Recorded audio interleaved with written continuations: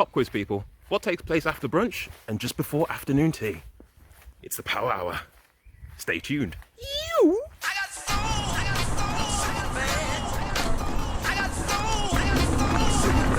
Okay, I'm not gonna lie. The Fox 36 is feeling good.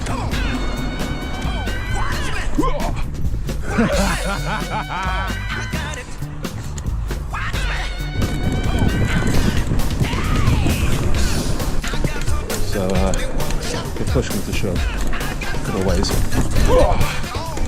Yeah, I've seen that rock. Because the guy who I did get these from, he did have some in the Grip 2 damper.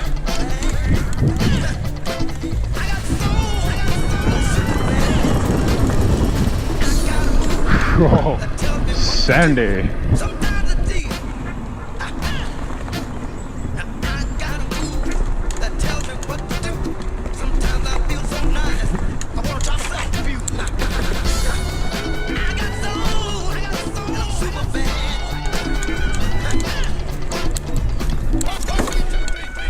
Considering it's a new fork.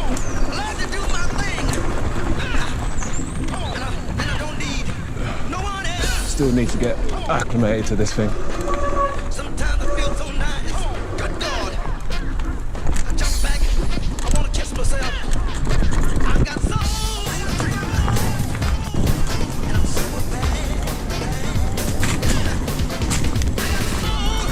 This brings a new definition to the term single track. So used to just going down here, rock 10 speed, and like you have to think, nah man, I can't.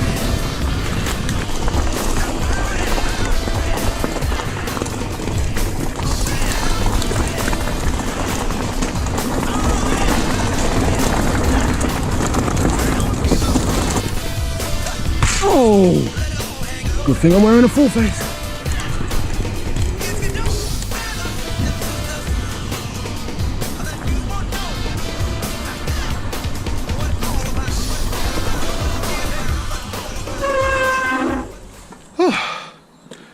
Well, let it be known. At least my thick head actually came in handy once. What's crack-a-lackin', guys and girls? Hopefully everyone's doing alright. I know I am. We're just testing out the upgrades regarding the second Kenevo. As you can see, I'm wearing my full face, so yeah, I did bang my head. But to be honest with you, actually, this full face has definitely come in handy on more than one occasion. In fact, all my full faces have actually. Surprisingly, this Fox Pro frame, I mean, I'll need to inspect it a little bit better, but doesn't appear to be any damage, so at least I don't have to find myself buying another one anytime soon, or something similar.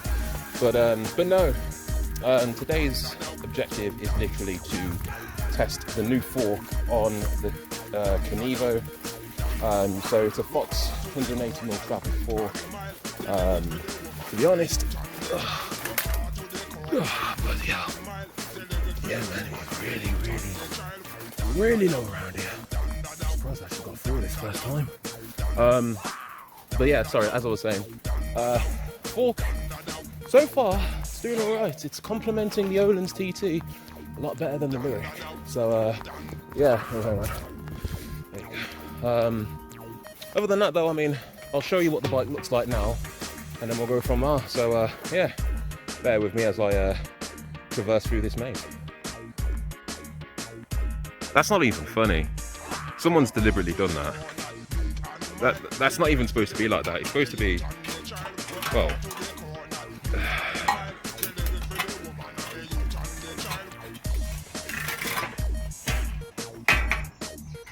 it's supposed to be like that.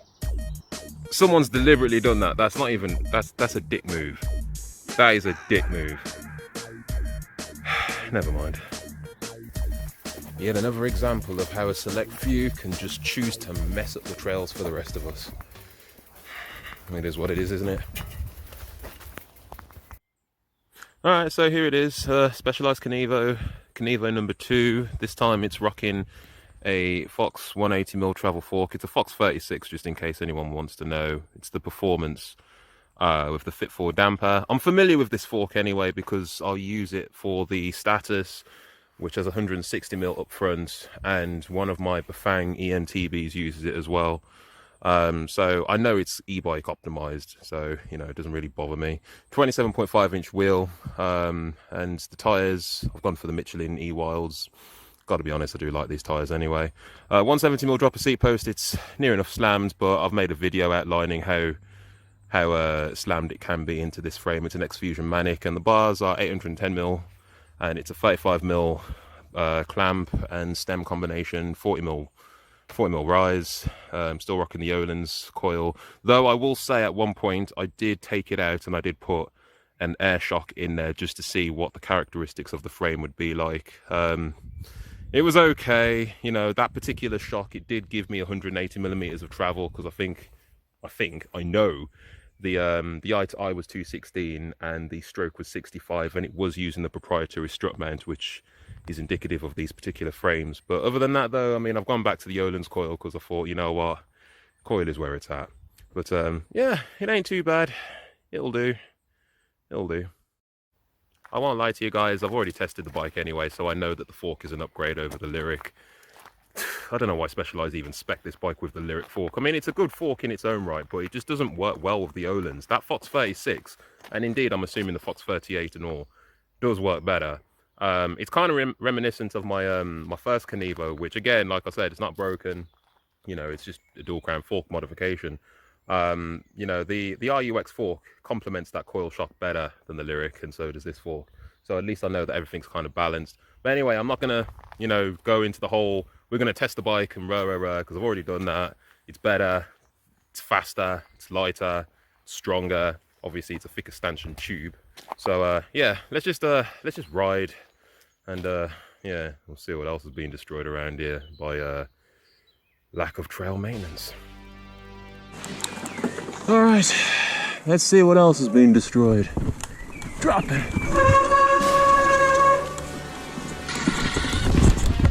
Okay, that seems fine.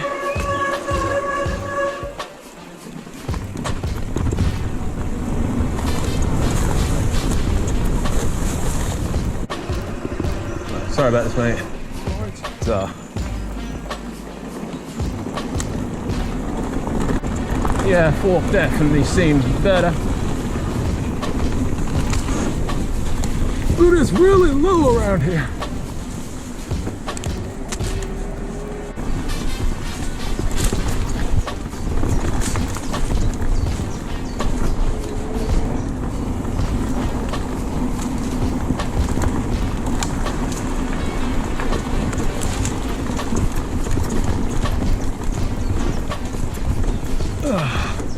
Both wheels are tracking the ground pretty decently.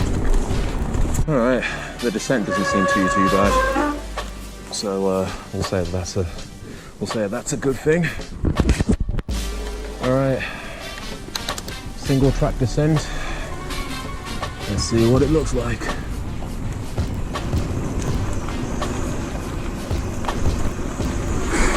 Low bridge.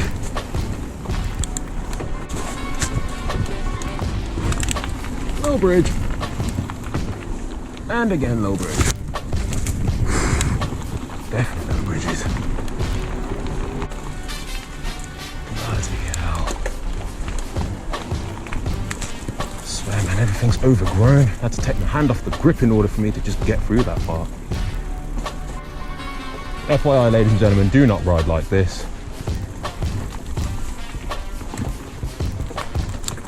I mean, I am true, but you know, I'm familiar around here, so here's that information if you will.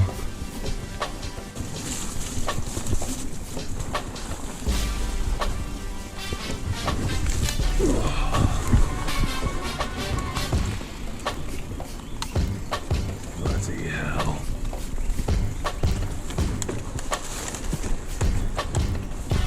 Yeah, man, it's just overgrown around here.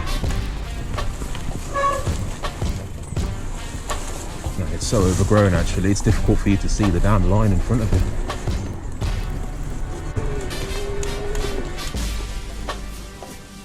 Okay. Well, stairs don't look exactly changed. It's So fair play. Oh, flipping heck, I always do this. Walk mode. There you go.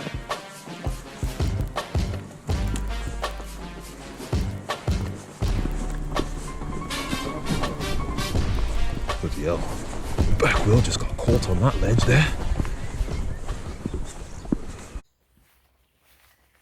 Alright guys, I've had my power hour, so yeah, I'm gonna start making a move. Look, I ain't gonna lie, there's been a lot of conversations and talks about how trail centres and places in which we ride are being destroyed.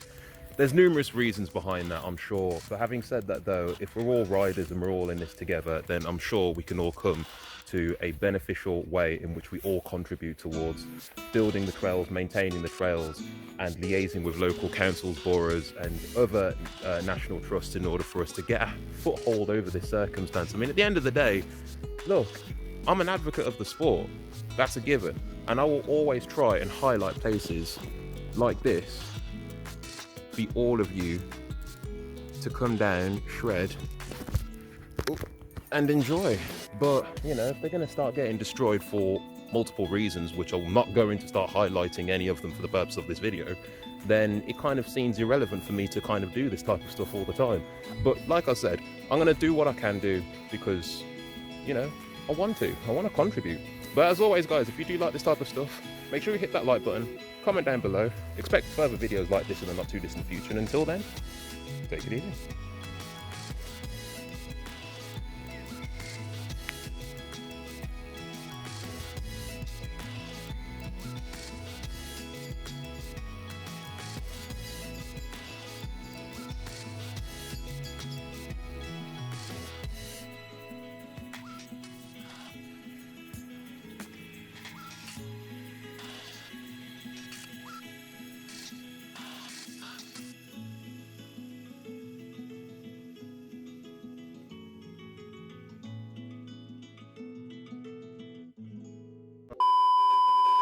Oh yeah, let's stop with all this malarkey about how e-bikes are destroying trail centres and such. It's not true.